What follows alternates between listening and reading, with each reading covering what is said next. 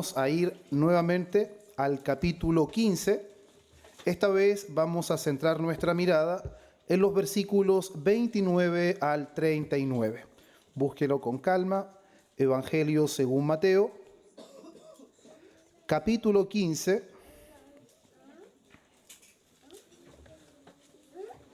versículos 29 al 39.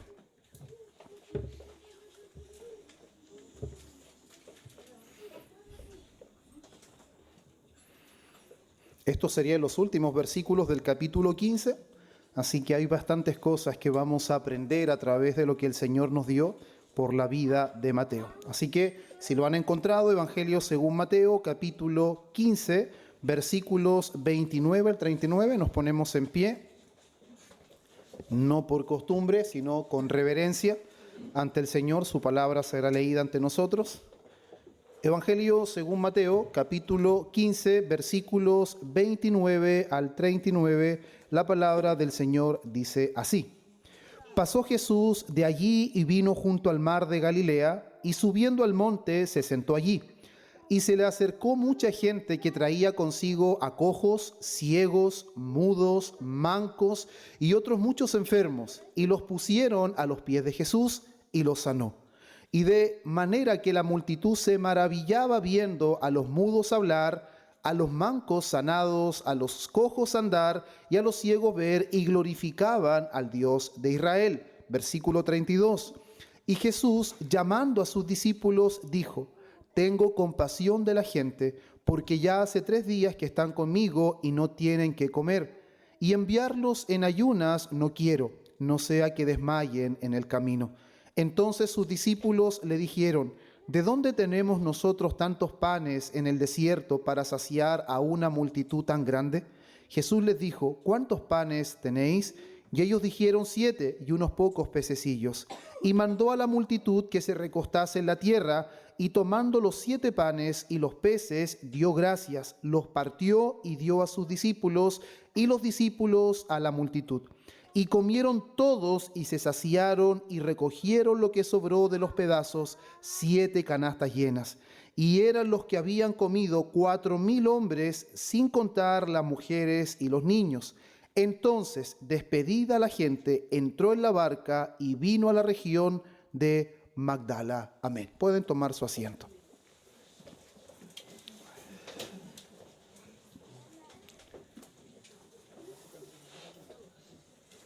Nosotros, amados hermanos, el domingo anterior habíamos leído la porción anterior de este mismo capítulo y pudimos, hermanos, conocer ese maravilloso relato donde una mujer cananea, según Mateo, o la mujer sirofenicia, donde Marcos también relata la misma historia, ¿cierto? Nos muestra ese contraste donde el Señor Jesús venía hablando acerca de hombres religiosos, de los líderes de Israel, pero que lamentablemente los hombres que debían guiar al pueblo estaban respetando o estaban dándole mayor reconocimiento a las tradiciones de los hombres antes que al mandamiento de Dios.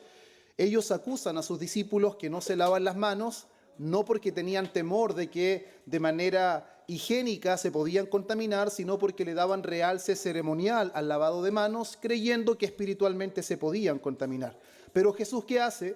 Finalmente Jesús lo que hace, Él le dice que ellos están quebrantando el mandamiento de Dios por guardar la tradición de los hombres. La acusación de los religiosos, sus discípulos quebrantan la tradición de los ancianos, pero la acusación de Cristo, ustedes quebrantan el mandamiento de Dios con vuestra tradición. Y en contraste de estos hombres que permanecen en incredulidad, que cuestionan el proceder de Cristo y sus discípulos, aparece una mujer cananea, de un pueblo gentil, porque Jesús se había retirado a Tiro y Sidón, y lo que vemos aquí es un episodio bastante extraño y a la vez maravilloso, donde vemos una mujer que viene con una necesidad, su hija está siendo gravemente atormentada, y una madre con una hija en esa situación, no importa que tenga 5 años o tenga 20, siempre será su hija pequeña. Y vendrá ante el Señor con tal desesperación, pero no solamente veremos que esta mujer, o lo que vimos es que esta mujer venía, hermanos, solamente con la necesidad de ser sanada su hija, sino que venía con la esperanza de que en Cristo podía hallar lo que ella necesitaba. vimos muchos milagros, muchas obras gloriosas del Señor, pero en ese episodio lo que vimos fue la evidencia de una verdadera fe, donde esa mujer, a pesar del silencio de Jesús, a pesar de que los discípulos le dijeron, Señor, despídela ya, y a pesar de que el Señor le dice, no es lícito dar el pan que es de los hijos a los perrillos, cualquiera de nosotros diríamos, el Señor no quiere escucharnos. El Señor no tiene tiempo para nosotros. Qué denigrantes son sus palabras. Pero esta mujer sigue diciendo, sí, Señor. Pero aún los perrillos comen las migajas que caen de la mesa de los hijos de sus amos. Esa mujer dijo, una migaja de tu gracia es suficiente. ¿Y qué dice Jesús? Oh mujer, grande es tu fe.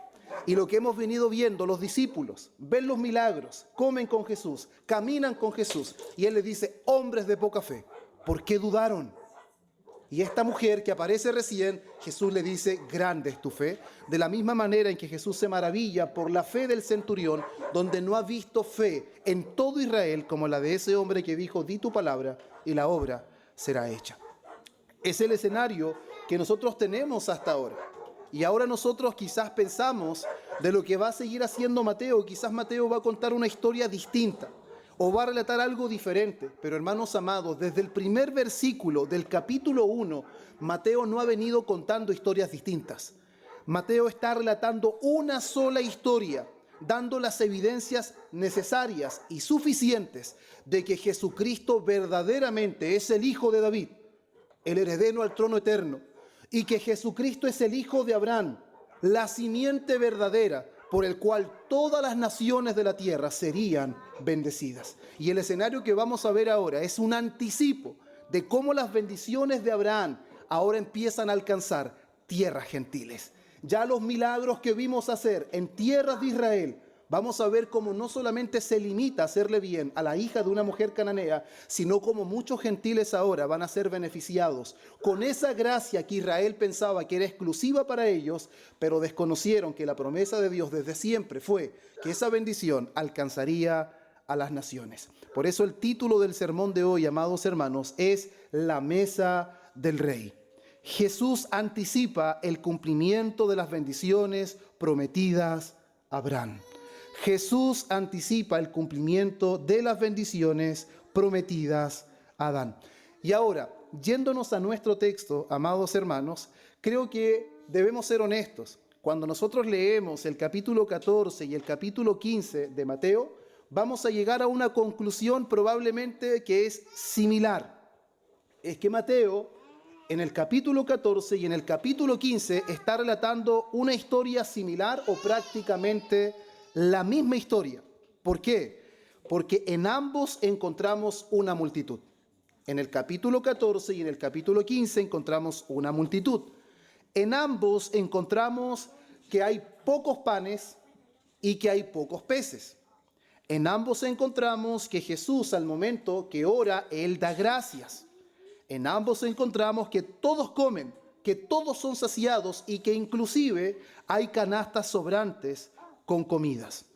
Pero ahora, la pregunta, hermanos, que va a rodear todo el tema que hoy vamos a compartir. ¿Por qué, hermanos, Mateo cuenta 2 veces un milagro tan parecido? ¿Por qué será que Mateo está relatando ahora, después de haber relatado, hermanos, la alimentación de 5.000, sin contar hombres y mujeres? ¿Por qué nuevamente ahora va a relatar nuevos milagros, nuevas sanidades y la alimentación de 4.000?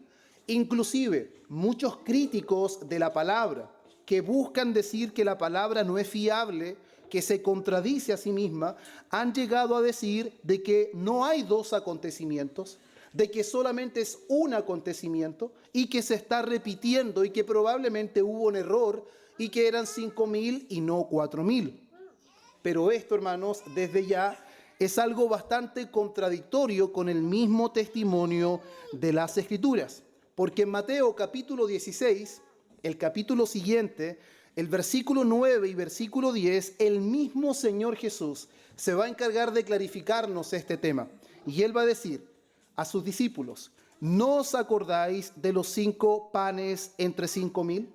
¿Y cuántas recogisteis? Ni de los 7 panes entre 4.000. ¿y cuántas canastas recogisteis?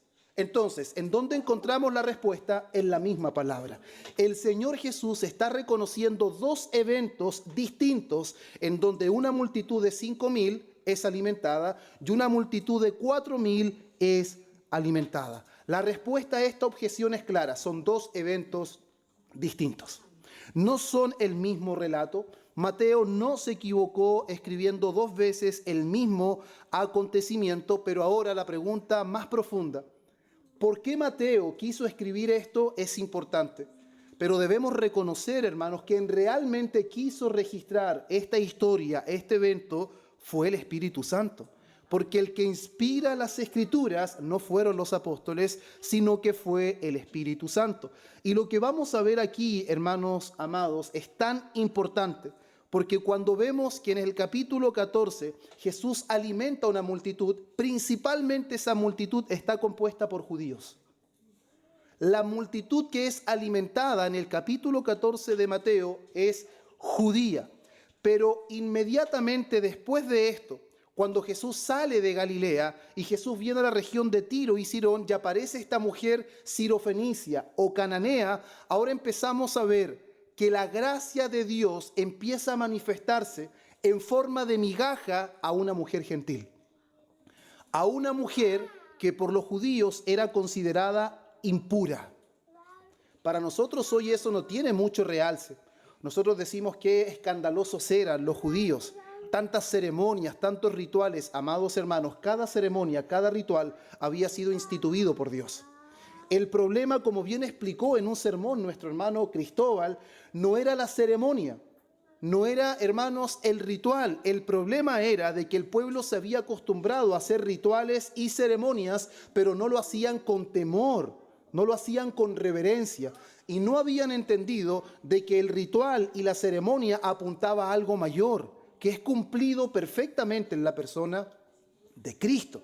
Pero ahora, una vez que nosotros vemos esto, hermanos, vemos cómo nuestro pasaje comienza precisamente después de ese episodio donde está esta mujer desesperada, buscando la sanidad de su hija. Y el Señor Jesús le concede lo que esta mujer necesita. Parece un episodio aislado, pero no, es un gran comienzo de cómo la promesa que Dios ha hecho desde tiempos antiguos comenzaría a cumplirse fuera de los límites del pueblo de Israel. ¿Y por qué eso es tan importante para nosotros hoy?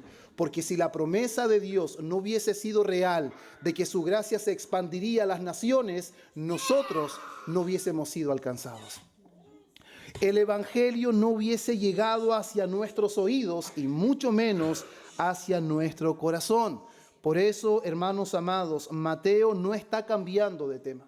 Mateo sigue con el mismo propósito, está desarrollando la misma idea. Lo que comenzó con una sola mujer, ahora está alcanzando una multitud.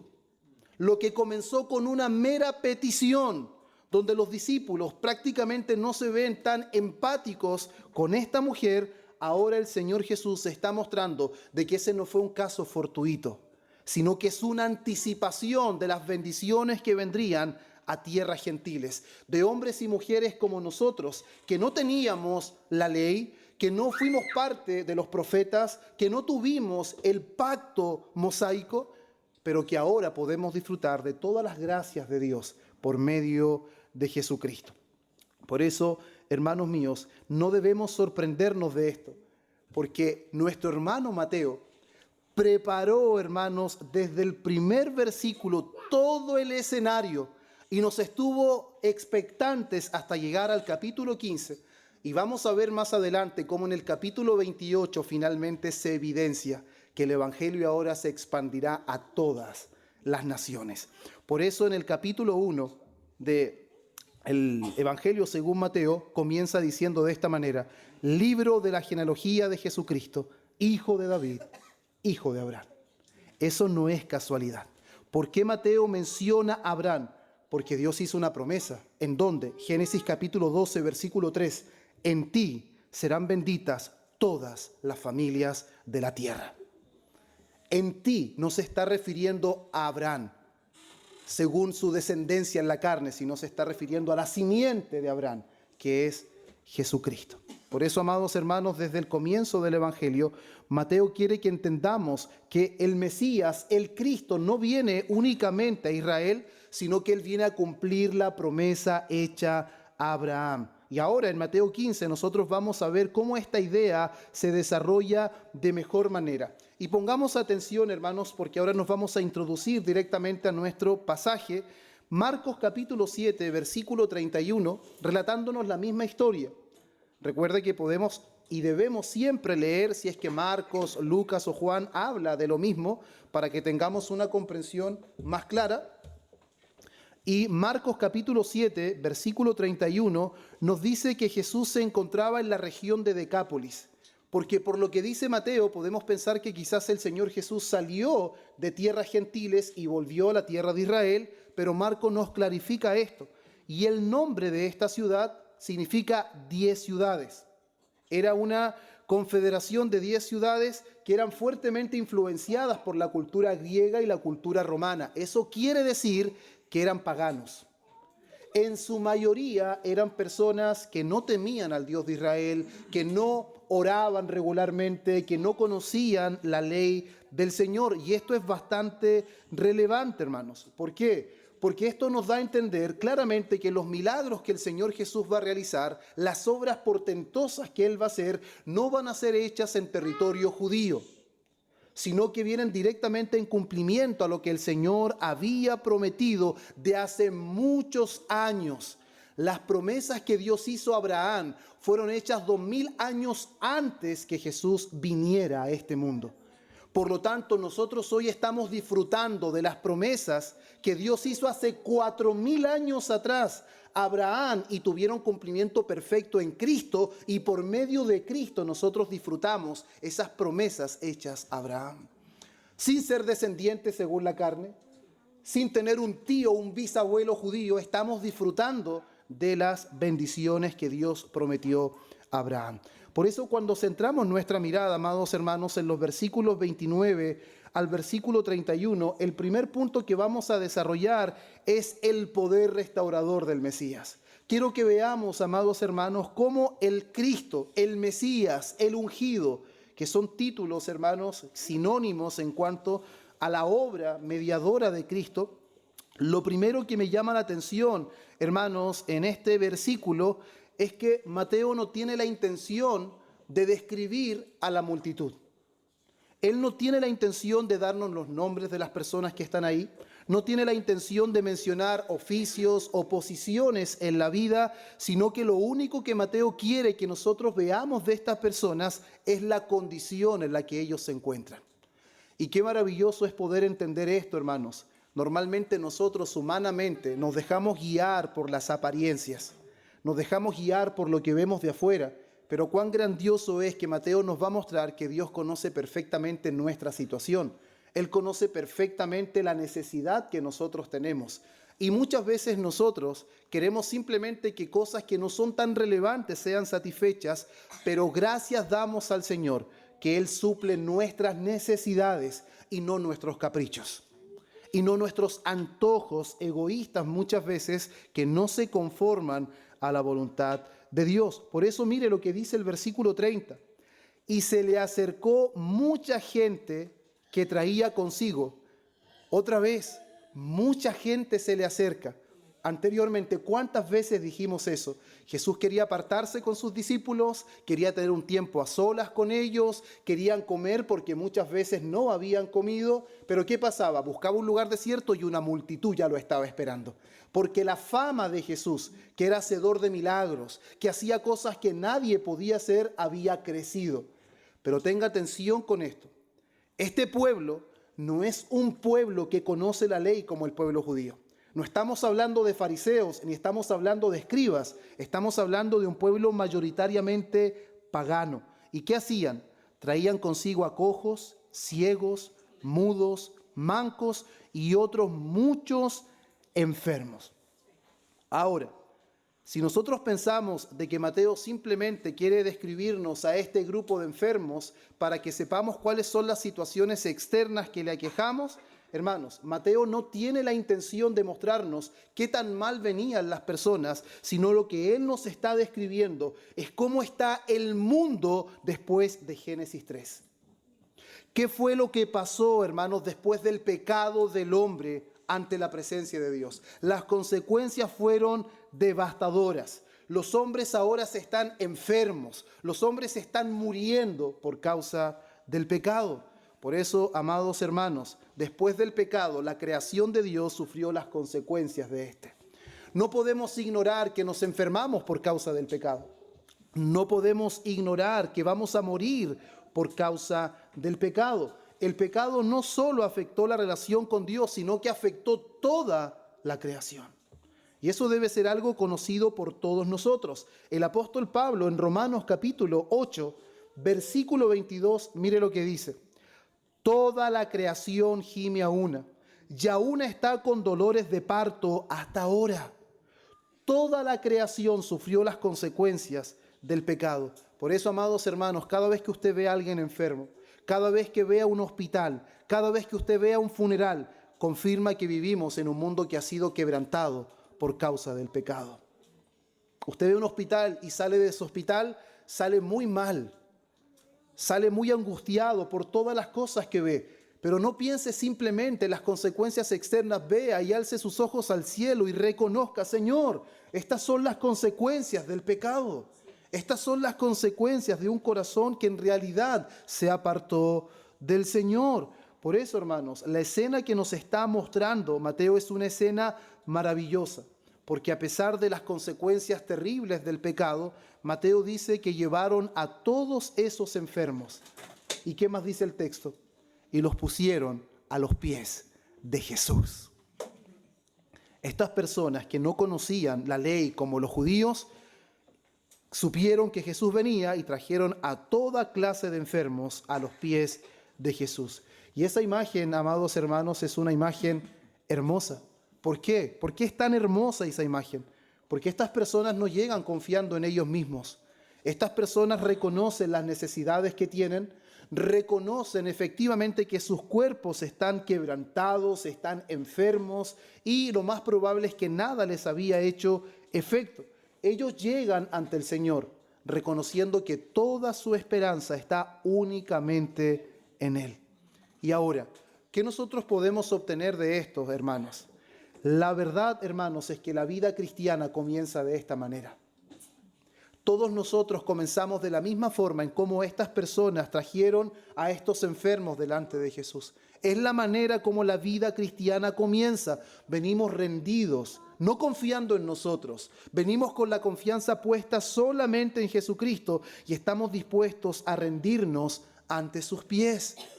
El problema que sucede es que al pasar el tiempo olvidamos esa primera imagen.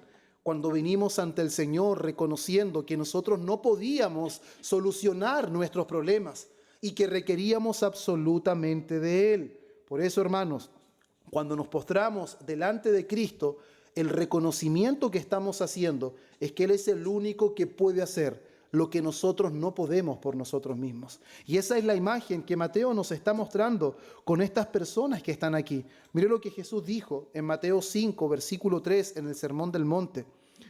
Bienaventurados los pobres en espíritu, porque de ellos es el reino de los cielos.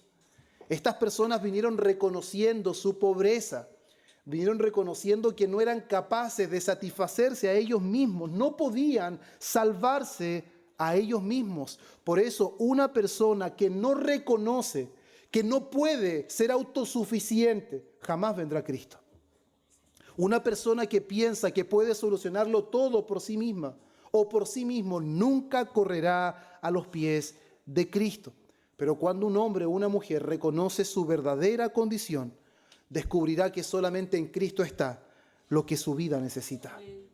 Eso es lo que la palabra nos muestra de principio a fin, hermanos. Es precisamente ese tipo de personas que Cristo recibe. Personas quebrantadas, personas rotas, personas que reconocen su miseria espiritual, personas que reconocen que ya no hay nada más que ocultar y que no hay ningún mérito para presentarse delante del Señor.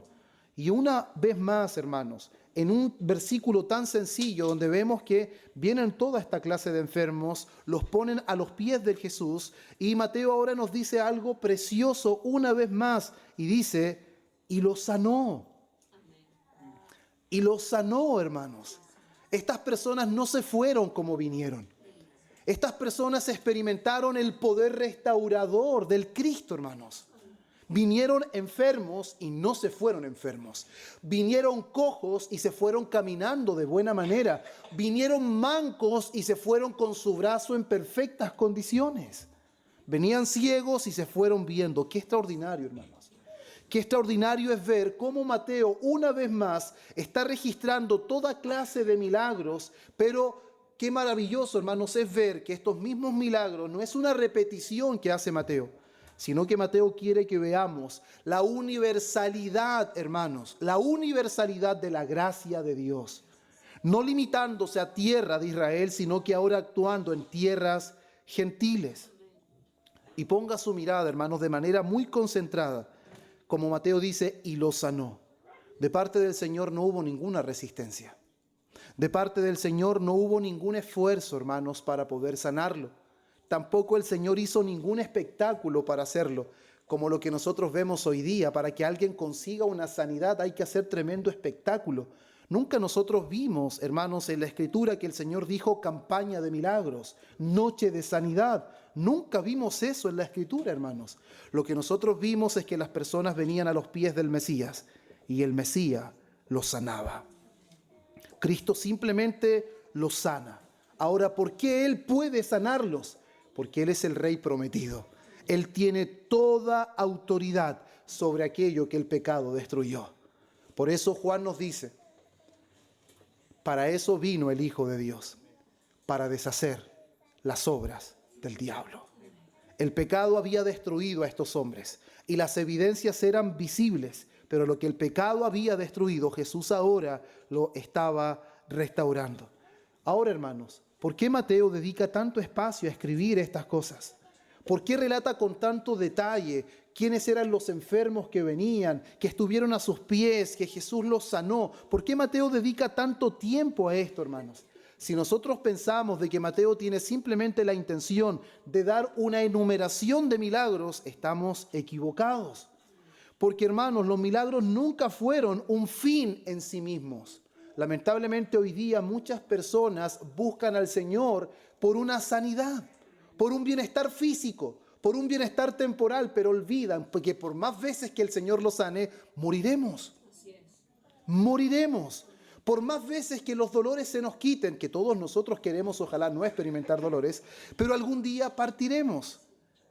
Pero los milagros, amados hermanos, nunca fueron un fin en sí mismo, sino que el propósito era evidenciar quién era la persona de quien venían estos milagros. Y Juan lo dice muy bien en el capítulo 20, Evangelio de Juan, versículo 30 y 31. Versículo 30 y 31. ¿Qué es lo que nos dice Juan? Que el apóstol Juan nos dice que todo lo que Jesús hizo fueron señales. No simplemente fueron un bienestar físico para las personas, fueron señales. Todas las cosas que Él ha escrito son para que creáis que Jesucristo es el Hijo de Dios y para que creyendo tengáis vida en su nombre. Entonces, todo lo que registra Juan, todo lo que registra Mateo, Marcos, Lucas, en cuanto a las sanidades, los milagros de Jesús, no tienen solamente el fin de demostrar que Jesús tenía poder y que era un buen hombre que hacía milagros y que traía bienestar a las personas, sino que el propósito es evidenciar que Él era el Mesías prometido, que Él era el Hijo de Dios que había venido al mundo. Por eso, amados hermanos, cuando nosotros vemos estos acontecimientos, vemos la multitud de milagros, la multitud de sanidades, Jesucristo se está revelando mediante estos milagros, se está dando a conocer, estamos viendo el cumplimiento de la palabra. Abramos un momento Isaías 35. Isaías 35, versículos 5 y 6. Veamos cómo lo que el profeta dice cuántos años antes, hermanos. Y ahora estamos viendo este cumplimiento en la persona de Jesucristo. Escuchen cómo describe Isaías la llegada del reino del Cristo. Entonces los ojos de los ciegos serán abiertos y los oídos de los sordos se abrirán. Mateo tiene una intención seria de fondo. Él nos está diciendo, esas promesas se están cumpliendo en Cristo. Estos no son simplemente acontecimientos. El hombre que ustedes están viendo no es simplemente un nuevo Moisés. No, él es superior a Moisés. Él no es simplemente un nuevo pastor. Él es el pastor prometido en el Antiguo Testamento. Él es el buen pastor que su vida dará por sus ovejas. Por eso es tan importante que pongamos atención de cuál es el propósito real de Mateo. Entonces el cojo saltará como un ciervo y cantará la lengua del mudo. Qué glorioso es ahora leer ese texto, conociendo lo que Mateo nos relata en el capítulo 15. No sé si ustedes pueden verlo, amados hermanos, pero lo que Isaías está describiendo no es simplemente un tiempo donde los hospitales estarían en mejores condiciones y los enfermos podrían estar en una mejor situación, más cómoda. No, hermanos, Isaías no está describiendo eso. Isaías está describiendo la llegada del Mesías. Isaías está escribiendo cómo sería cuando el Rey del universo irrumpiría en este mundo. Eso es lo que él está describiendo. ¿Y qué es lo que sucedería cuando el Rey apareciera? Los ciegos verían. ¿Y qué está pasando? Los ciegos están viendo. Los cojos caminarían, los cojos están caminando.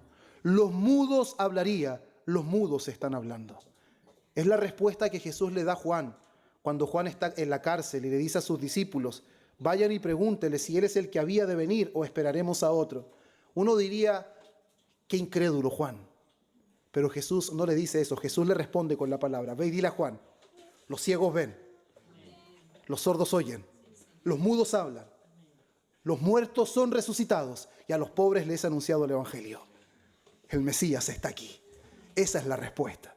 Eso es lo que Mateo ha venido haciendo durante todo su escrito, dando evidencias claras, amados hermanos, de que no hay que esperar a otro. Él es el Mesías prometido, que está dando evidencias claras, tanto en Israel y ahora está mostrando ese anticipo glorioso a pueblo gentil, a pueblo, como dice Pedro, que no era pueblo. Aquellos que no habían preguntado por él, ahora el Señor se está dando a conocer en tierras gentiles.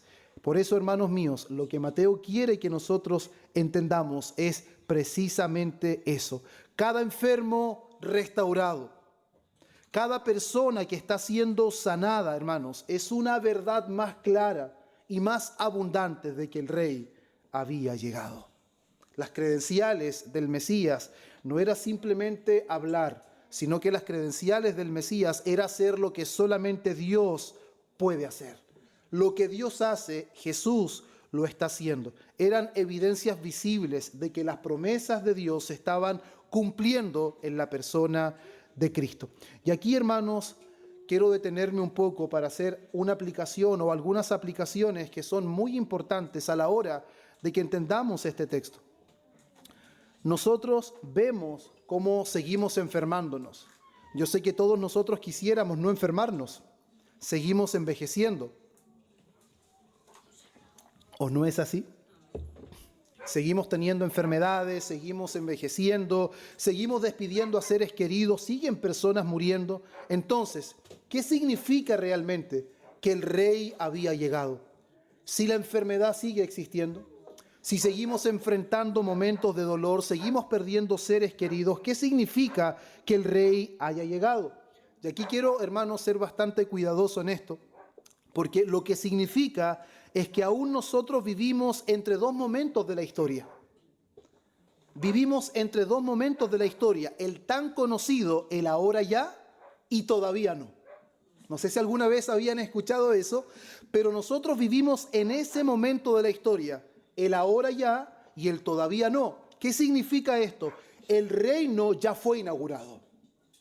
El Rey vino a este mundo y llevó a cabo su obra mediadora. Él ascendió a los cielos y gobierna con poder a la diestra del Padre, pero todavía ese reino no ha sido consumado. Ese reino será consumado cuando ese manso y humilde Cordero regrese por segunda vez, pero como el Rey glorioso, en majestad, en esplendor, con sus millares de santos. Ese es el reino que será consumado. Estamos degustando un reino inaugurado, pero aún no un reino consumado. Y esperamos la consumación del reino. Por eso, amados hermanos, los milagros son como una ventana por la cual Dios nos permite mirar el futuro. Lo que nosotros vemos en los milagros de Jesús nos anticipa cómo será la vida cuando Él regrese, hermanos. Cuando Él pueda instaurar la eternidad. Cuando ya no enfrentemos dolor, cuando ya no haya lágrimas, cuando ya no haya enfermedad. Eso es un anticipo, es una pequeña ventana por donde podemos mirar cómo será vivir en la eternidad con nuestro Dios. Y amados hermanos, eso debería ser algo que da mucho gozo y mucho descanso y mucha esperanza, al saber que a pesar de que padecemos enfermedades, a pesar de que envejecemos y no queremos envejecer, y a pesar que aún seguimos perdiendo familiares, pero el apóstol Pablo, consciente de esta realidad, dice que nosotros no somos como aquellos que no tenemos esperanza. Nosotros no caemos en una desesperación porque sabemos que todos aquellos que han muerto en Cristo resucitarán primero. Y todos nosotros que hayamos quedado, recibiremos al Señor en el aire y habitaremos para siempre con nuestro Dios. Qué maravillosa es la escena que Mateo nos está presentando, dándonos a entender a nosotros hoy, en pleno siglo XXI, en una humilde comuna de Lota, conociendo de que el Mesías prometido, las bendiciones prometidas a Abraham, se están cumpliendo en ese momento. De que no son obras fortuitas, Él no está haciendo una aglomeración de milagros, está diciendo, el plan de Dios va tal cual Él lo trazó. Todo lo que Él dijo está ocurriendo. Todo lo que Él prometió se está cumpliendo. Por eso, hermanos, la esperanza del creyente es que un día morará con su Señor. Y esas moradas serán exentas de enfermedad, serán exentas de dolor. Ya no habrá muerte. Y escuche, ya no habrá pecado. El mayor dolor del creyente no es el dolor de una enfermedad. El mayor dolor del creyente es que no puede vivir la vida santa que él anhela vivir. Porque él anhela no pecar, pero aún así peca. Él anhela guardarse para el Señor, pero aún así falla. Miserable de mí es la oración de Pablo. ¿Quién me librará de este cuerpo de muerte? Pero mire lo que dice Juan en Apocalipsis 21, versículo 4. Enjugará Dios toda lágrima de los ojos de ellos, y ya no habrá muerte, ni habrá más llanto, ni clamor, ni dolor. Por eso cada milagro hecho por nuestro Señor Jesús anticipa ese día. Todo lo que Mateo nos está relatando es para que nuestra mirada se alce cada vez más al cielo y se desraigue de esta tierra, porque cielo y tierra pasarán, pero sus palabras no pasarán. Se puede secar la hierba, marchitar la flor, pero la palabra del Dios nuestro permanece para siempre. Y ahora, después de todo este escenario que vemos, cómo están a los pies de Jesús y Él está sanando, hermanos, llegamos a uno de los versículos más importantes de esta primera escena que estamos viendo. Mateo, ¿qué es lo que dice? Y glorificaban al Dios de Israel. Qué importante es esto. ¿Por qué, hermanos míos? Si usted se da cuenta, no sería necesario que diga y glorificaban al Dios de Israel si estuvieran en Israel. Solamente tendrían que decir y glorificaban a Dios. ¿Por qué dice esto? Porque está enfatizando que los milagros no se están haciendo en tierra de Israel, sino quienes están disfrutando ahora, ya no migajas, sino más ampliamente del banquete de la gracia de Dios, son mayoritariamente gentiles, influenciados por la cultura romana y griega que era completamente pagana. Pero el Señor Jesús no los está rechazando, el Señor Jesús no los está despidiendo, el Señor Jesús los está restaurando. El Señor Jesús les está dando gracia a personas que no merecen absolutamente nada. ¿Acaso no nos estamos asociando nosotros a esas personas? Personas que no conocían nada de Dios, que no tenían ningún mérito cuando vinieron hacia Él. ¿Acaso no nos identificamos con esas personas? Por eso, hermanos, lo que Él está diciendo, que el territorio es gentil. No pertenecen al pueblo de Israel. por años, hermanos, por siglos habían vivido alejados de los pactos y de las promesas. Pero ahora, con el Mesías presente, a la mesa del Rey, están glorificando al Dios de Israel. Están glorificando al Dios de los hebreos, al Dios que se reveló a Abraham, al Dios que llamó a Moisés, al Dios que hizo pacto con Israel. Los gentiles en tierra ajena están glorificando a ese Dios. A ese Dios que los judíos, cuando iban a tierras gentiles, antes de volver a su tierra, se sacudían los pies para no llevar impureza a su tierra. A ese nivel de excelencia se creían ellos. Pero lamentablemente lo que Dios muestra es que su gracia no estaba limitada a un solo pueblo. Dios había elegido a Israel con un propósito de poder expandir a través de Israel el reino. Y a través de Israel vendría la simiente de Abraham, Jesucristo. Pero no para que ellos se creyeran un pueblo superior. Por eso, hermanos, insisto, la historia bíblica, según Mateo, va avanzando conforme a lo que Dios había dispuesto. Qué glorioso es ver cómo Dios empeña su palabra y Él cumple su palabra. Qué glorioso es ver, hermanos, cómo nosotros no podemos dudar de lo que Dios ha prometido, porque el testimonio es contundente. ¿Qué es lo que dice Génesis capítulo 12, versículo 3, que lo leí al principio? En ti serán benditas todas las familias de la tierra. Cuando Dios llamó a Abraham, le hizo esta promesa. Y es importante que notemos algo. Desde el principio, amados hermanos, el propósito de Dios nunca fue una sola nación. Nunca. Desde el principio, Dios nunca tuvo en mente una sola nación.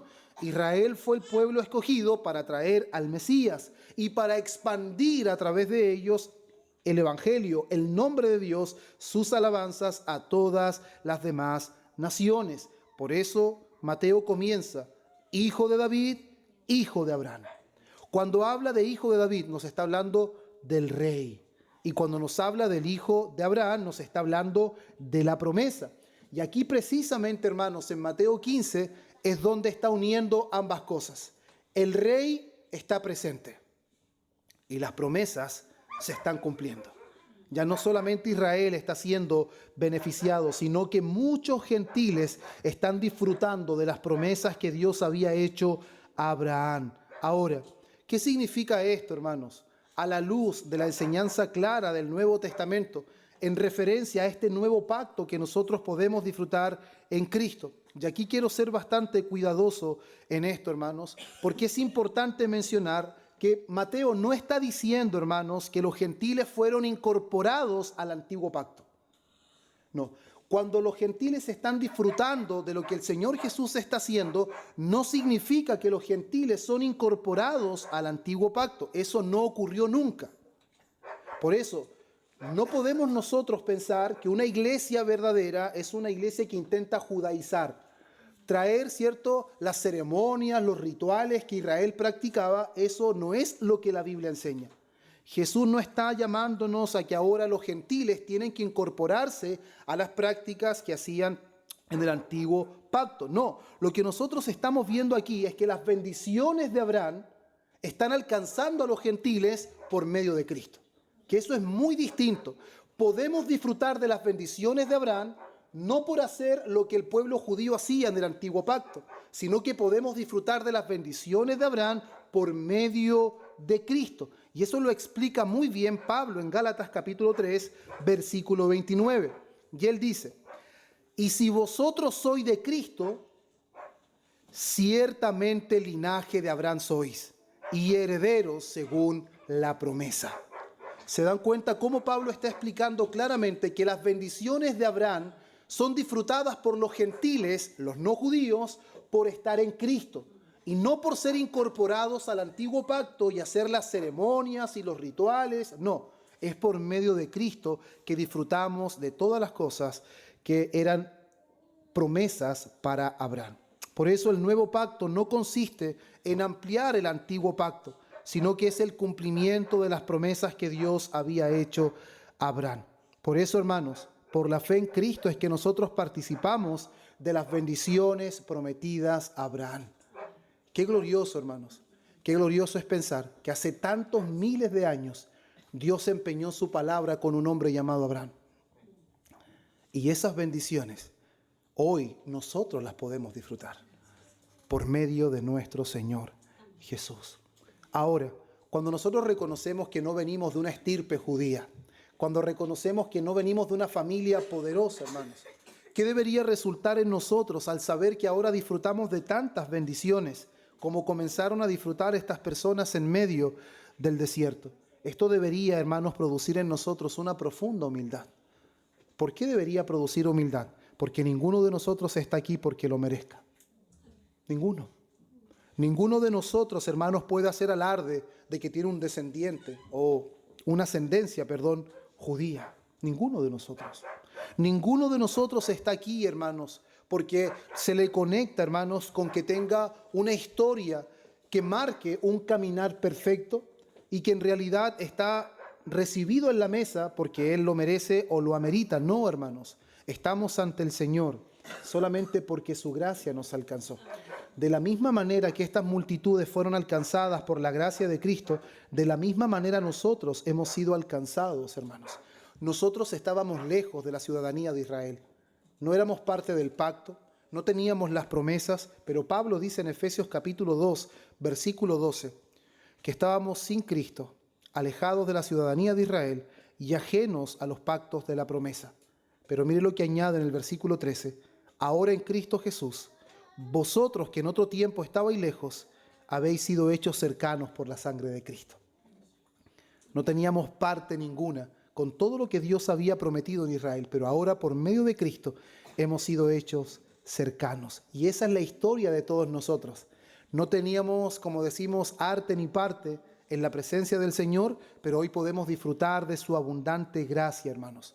¿Por qué podemos disfrutarlo? No porque nosotros hicimos algo para merecerlos, es porque el Rey nos buscó. Eso es lo que la palabra dice, que Él vino a buscar y a salvar lo que se había perdido. Y nosotros estábamos completamente perdidos. Y ahora cuando pasamos, hermanos, al versículo 32 al 34, ahora vamos a ver el segundo punto, la compasión universal del Mesías. Ya vimos cómo Él tiene poder restaurador para poder cambiar la vida de personas que vienen destruidas, rotas por causa del pecado. Y ahora quiero que veamos la compasión universal de Cristo. Versículo 32, Él dice, tengo compasión de la gente, porque ya hace 3 días que están conmigo y no tienen qué comer. Y enviarlos en ayunas no quiero, no sea que se desmayen en el camino. Qué maravillosa es esta cena, hermano. Porque Mateo lo que nos está permitiendo ver aquí es el corazón de Cristo. Ya llevan 3 días, seguramente están con hambre, pero ninguno de ellos se queja. Mateo no registra un reclamo, Mateo no registra una queja, no registra a alguien parándose pidiendo la oportunidad para hablar en representación de todos que ya están incómodos, que quizás hace calor y que tienen hambre. No, hermanos. Hasta ahora nadie se queja, hermanos. Nadie está haciendo ningún reclamo. Pero el Señor Jesús, hermanos, en su inmensa compasión, Él sabe de antemano que ellos tienen hambre. Él sabe muy bien que no han comido y Él no solamente está preocupado de eso, Él está preocupado que la falta de alimento les puede llevar a desmayarse en el camino. Qué maravilloso es el cuidado de Dios. Y cómo Él está preocupado de estas personas que no han hecho absolutamente nada para merecer su compasión, para merecer su gracia. Pero hermanos, Él está mostrando que no solamente tiene poder, sino que Él también es un Mesías compasivo. Había una frase que me llamó mucho la atención y de verdad que veo que calza perfecto con la persona de Cristo. Porque dice, el poder sin compasión produce temor, pero la compasión sin poder produce frustración. Si una persona tiene poder, pero no es compasivo, producirá temor en las personas. Pero si una persona tiene compasión y no tiene poder, producirá frustración de no poder hacer nada. Pero hermanos, en Cristo estamos viendo ambas cosas unidas. Él tiene poder para hacer todo y Él tiene la compasión para hacerlo. Él es poderoso y Él es compasivo. Él es el que tiene el poder para transformar nuestras vidas y también tiene el corazón para hacerlo. Ese hombre que era leproso, cuando está frente al Señor, le dice: Señor, si quieres puedes limpiarme. Él reconoció que tenía el poder para hacerlo, solo bastaba que él quisiera. Y el Señor Jesús dijo: quiero, sé limpio. El poder y la compasión en acción resultó en que un hombre leproso, apartado de su familia, apartado de la sociedad, pudo ahora llevar su vida de una manera muy diferente.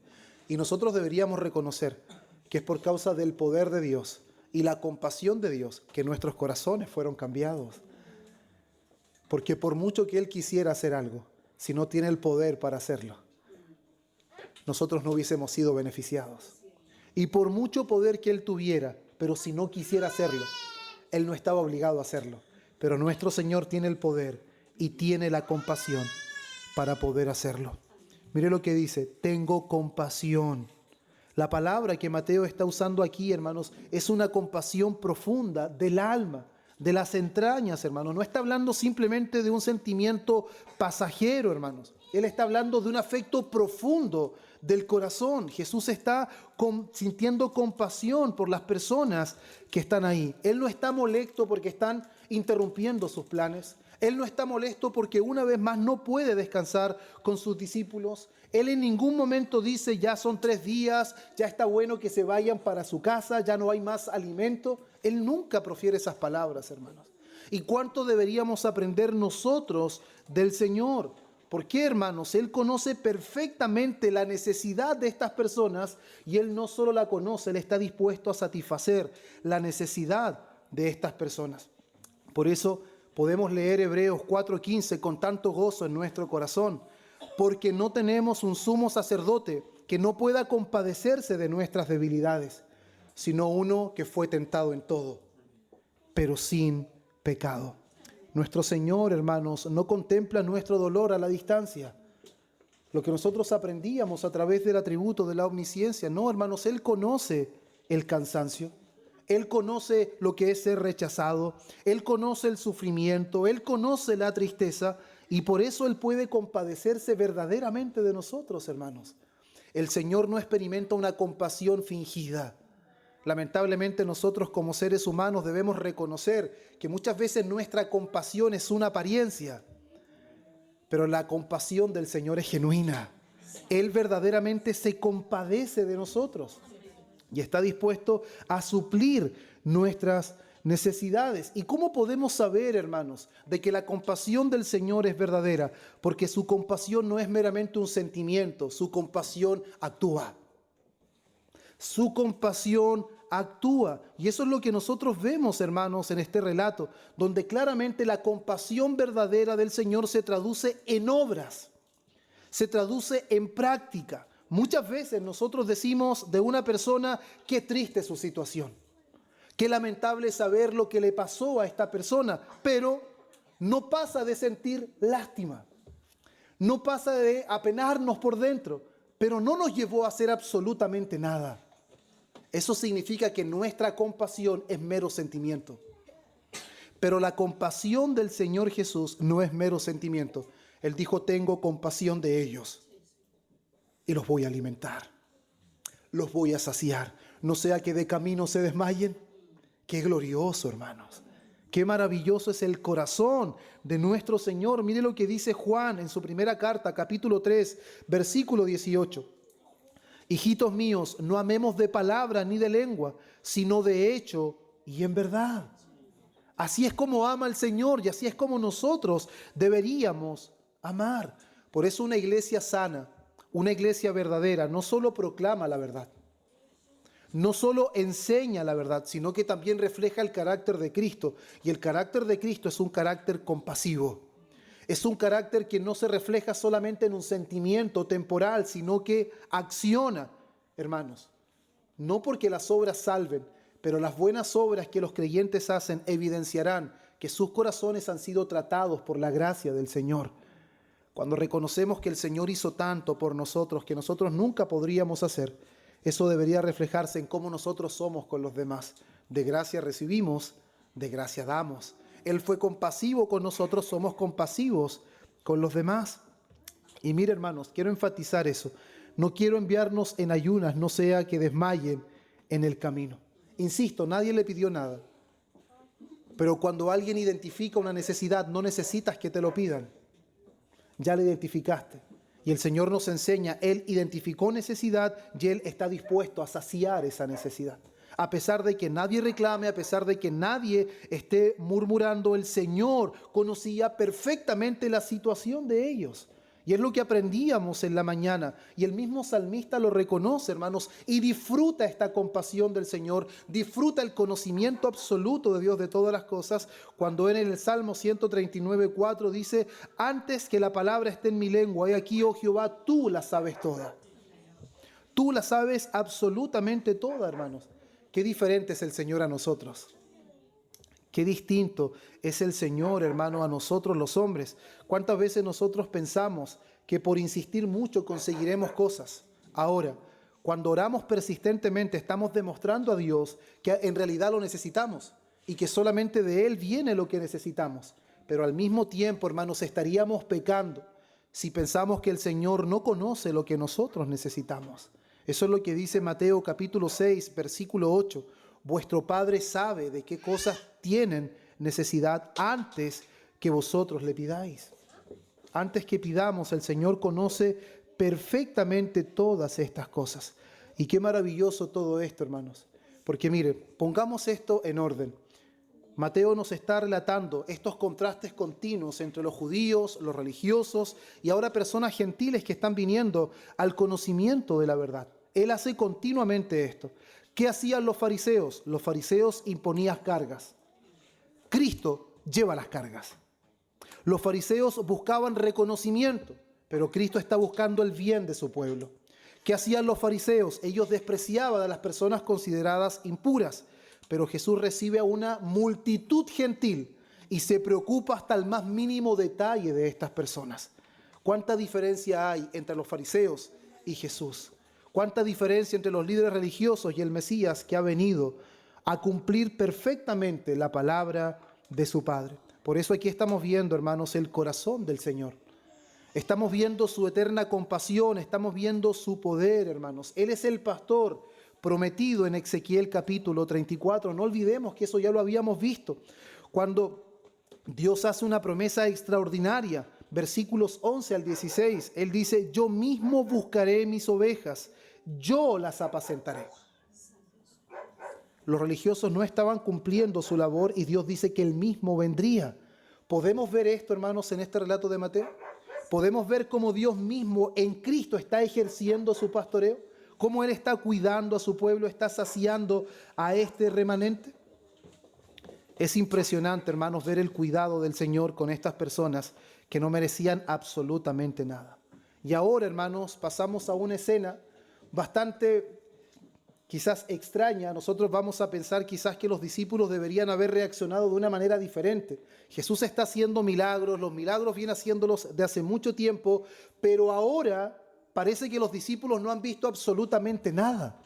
Parece que los discípulos han sido ciegos ante todas las cosas que el Señor ha hecho. ¿Por qué, hermanos? Los discípulos responden cuando el Señor Jesús les va a decir ahora si tienen pan, si hay comida para alimentar a la multitud, después de Él haber hecho tanto bien, después de haber mostrado compasión y mostrar su poder, ahora ellos responden, ¿de dónde tenemos nosotros tantos panes en el desierto para saciar a una multitud tan grande? ¿De dónde nosotros vamos a sacar? Cuando, hermanos, yo leí esto por primera vez, debo reconocer que no podía creer lo que los discípulos estaban diciendo.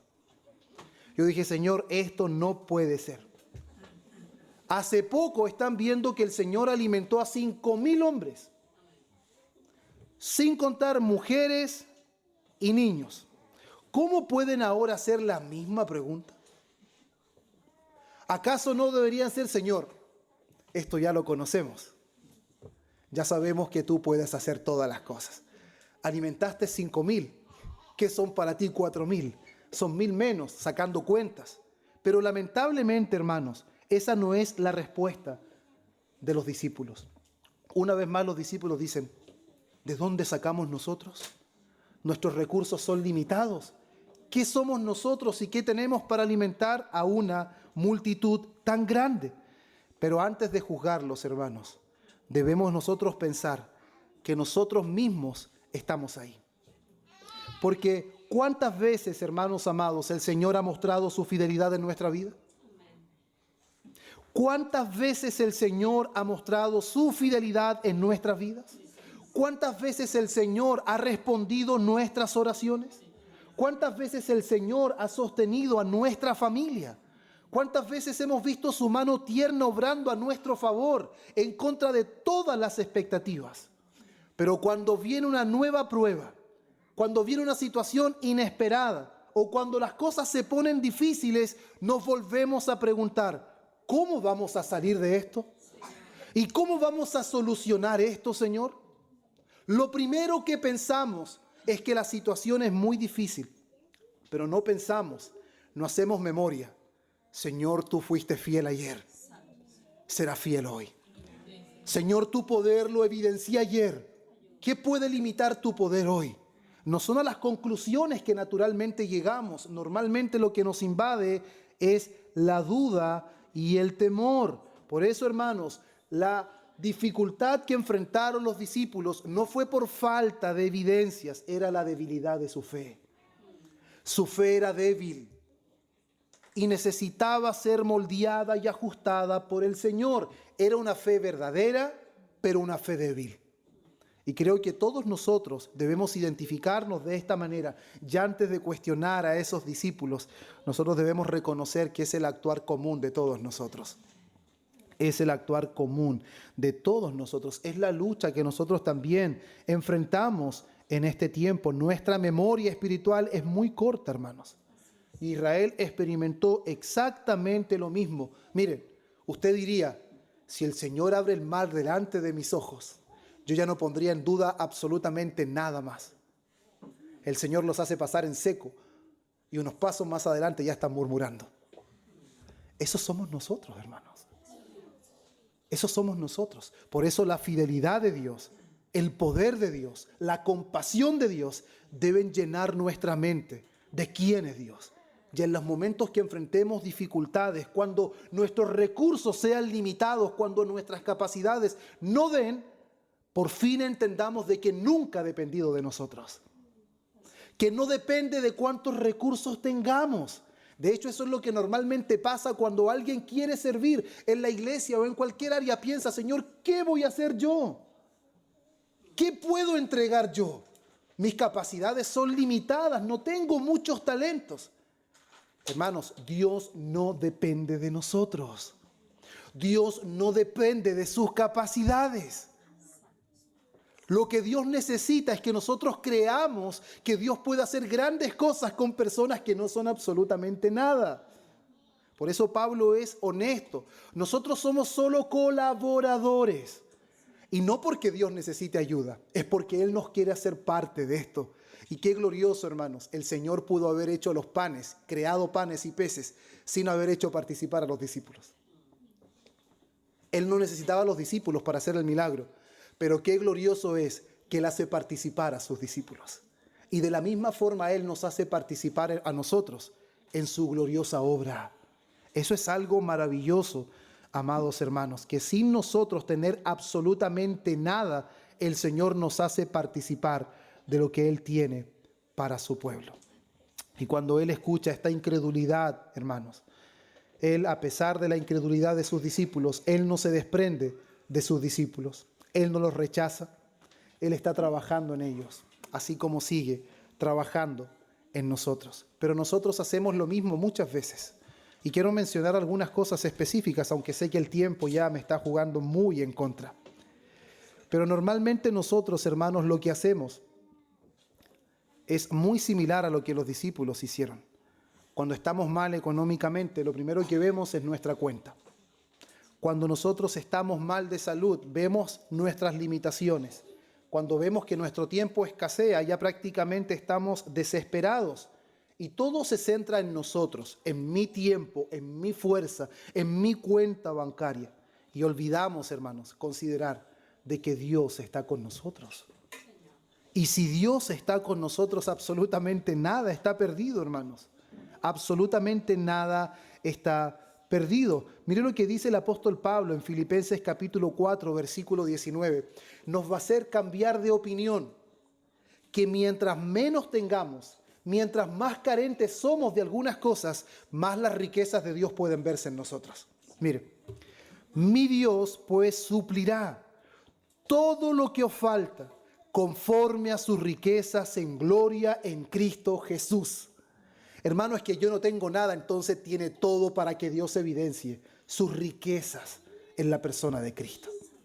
No tengo nada que entregar. Perfecto. Es la persona idónea para que Dios lo use. Es la persona idónea para que Dios lleve a cabo su obra.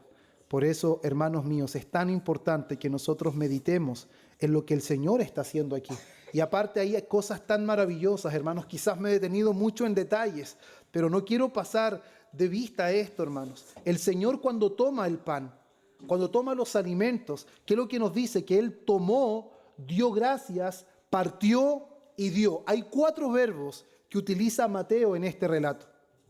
Y es imposible, hermanos, cuando leía estas palabras, era imposible no recordar la cena del Señor, aunque Mateo no está hablando de la cena.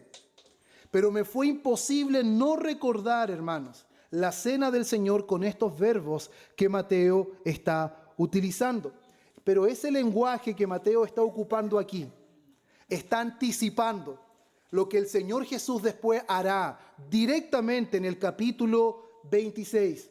Y creo, hermanos, que Mateo lo que quiere es que el lector haga una conexión con esta alimentación de gentiles, donde Jesús los está incluyendo en las bendiciones de Abraham, y los incluyamos también y hagamos conexión con el capítulo 26, porque el mismo Cristo que está alimentando a una multitud será el mismo que entregará su cuerpo para saciar su alma.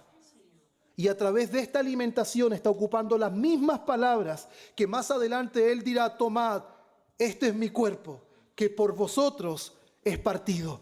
Bebed, esta es mi sangre, que por vuestros pecados será derramada. Y creo, hermanos, que esa es la intención real de Mateo, de poder llevarnos y conectar, hermanos, todo lo que Él está enseñando ahora, cómo los gentiles están siendo parte de este momento tan glorioso donde el Mesías los hizo sentar a su mesa y les está permitiendo recibir este banquete de gracia. Ese pan, lo que está haciendo ver Mateo, que los va a alimentar por un día o los va a saciar por un tiempo, ese pan solamente puede servir ahora. Pero el mismo que dio el pan ahora será el que entregará su cuerpo para que vivan eternamente. Por eso Juan 6:35 registra estas palabras: yo soy el pan de vida, el que a mí viene nunca tendrá hambre. Por eso, amados hermanos, la mayor necesidad del ser humano no es simplemente alimento físico. Si bien es muy necesario, pero no es la mayor necesidad. La mayor necesidad siempre fue ser reconciliados con Dios. Es su pecado, hermanos. Y el pecado solo puede ser quitado por medio de Cristo. ¿Y qué termina diciendo, hermanos, también el texto? Comieron y se saciaron. ¿Quiénes? Todos. Comieron, se saciaron todos. Y no solo comieron y se saciaron todos, sino que sobraron canastas. Hermanos, la gracia de nuestro Dios no solamente es suficiente, sino que la gracia de nuestro Dios es sobreabundante. No solamente alimentó escuetamente, con porciones adecuadas. Es como cuando alguien tiene visitas en la casa y de repente llegaron 10 más. ¿Cómo lo hacemos aquí? Alguno dejará de comer, el más piadoso. Pero ¿cómo lo distribuimos? Y alguien con buen corazón dirá: donde comen 3, comen 5. Pero cuando el Señor está presente, hay 4,000 hombres, sin contar mujeres y niños. Y solamente hay unos pocos panes y unos pocos pececillos. Y no solamente los alimenta a todos, sino que sobra. Ya ahí vemos el eco de las palabras de Pablo: cuando abundó el pecado, sobreabundó su gracia. Y estas palabras son solo ecos de lo que Él está mostrando, porque Él es ese descendiente. Él es esa simiente, y todos aquellos que estén en Él disfrutarán de las bendiciones que Dios les prometió a Abraham. No solamente disfrutarán del pan y del alimento momentáneo, sino que su cuerpo será verdadera comida y su sangre será verdadera bebida. Y no solamente lo disfrutaremos por un tiempo en esta vida, sino que será eterno y para siempre. El disfrute del creyente no es aquí, no es aquí. Por eso me encanta, en palabras de Agustín de Hipona, un teólogo muy antiguo, él dijo: nos hiciste para ti, y nuestro corazón está inquieto hasta que descanse en ti.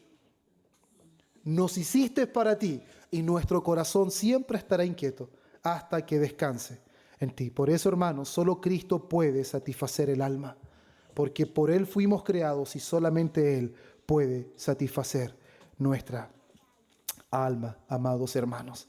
Y ahora, ya terminando con este tiempo de sermón, de exposición que se extendió un poco, hermanos, quiero terminar con algunas aplicaciones. Nosotros como iglesia tenemos la labor y la responsabilidad de comprender y de llevar a la práctica todo lo que aprendemos a través de la palabra. Por eso, hermanos, no podemos contemplar la compasión de Cristo sin preguntarnos si esa misma compasión caracteriza la vida de esta iglesia. ¿Será que esta iglesia se conduce a la luz de la compasión de Cristo? ¿Será que hemos visto que este pasaje nos desafía como iglesia, hermanos? El Señor Jesús hizo todas estas cosas en territorio gentil. No eran judíos.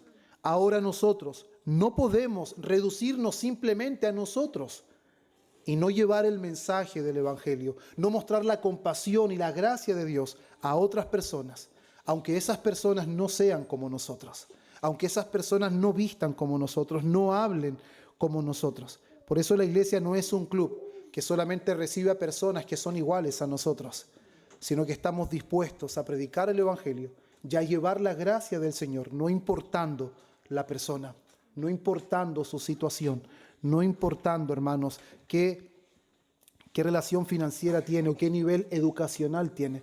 No anhelamos que aquí lleguen los más entendidos, no anhelamos que aquí lleguen los más inteligentes, anhelamos que lleguen todos aquellos que por la gracia del Señor han sido alcanzados. Anhelamos, hermanos míos, y al mismo tiempo, hermanos, para el creyente a nivel personal, nosotros en nuestra vida personal enfrentamos momentos difíciles. Podemos enfrentar no un desierto físico como esta multitud, pero muchas veces enfrentamos desiertos espirituales, enfrentamos desiertos familiares, desiertos laborales, inclusive desiertos emocionales. Es así, hermanos, esa es la realidad nuestra. Pero ¿qué debemos hacer cuando estamos enfrentando ese desierto? La respuesta es sencilla. Mire a Cristo una vez más. Mire a Cristo por la fe.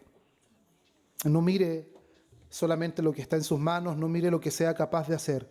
Mire a Cristo. ¿Por qué, amado hermano?